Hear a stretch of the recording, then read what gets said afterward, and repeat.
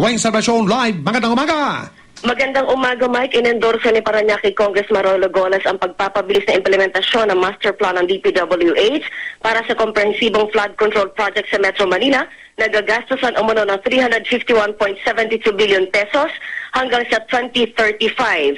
Naghain si Golas ng House Resolution 2652 para hilingin na sa nabanggit na halaga, ibuhos na agad ng gobyerno ang mahigit kalahati nito o 200 billion ngayon 2012 hanggang 2014. Ito'y para ilaan sa mga flood mitigating measures na magbibigay proteksyon kontra sa baha sa mga pangunahing business, residential, commercial at industrial areas dito sa Kalakhang, Maynila.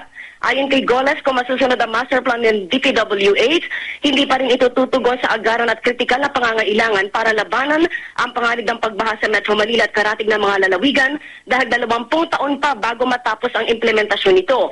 Ipinapaalala ng kongresista sa gobyerno na ang mga lugar na sinalanta ng baha kasama ang Bulacan, Laguna, Cavite, Rizal, Tarlac at Nueva Ecija ay bumubuo ng 50% ng GDP ng Pilipinas.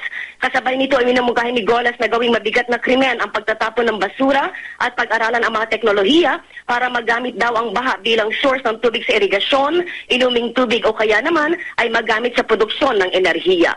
Ang inyong kapuso, Rowena Salvacion ng GMA, nag-uulat ng Super Balita sa Umaga Nationwide.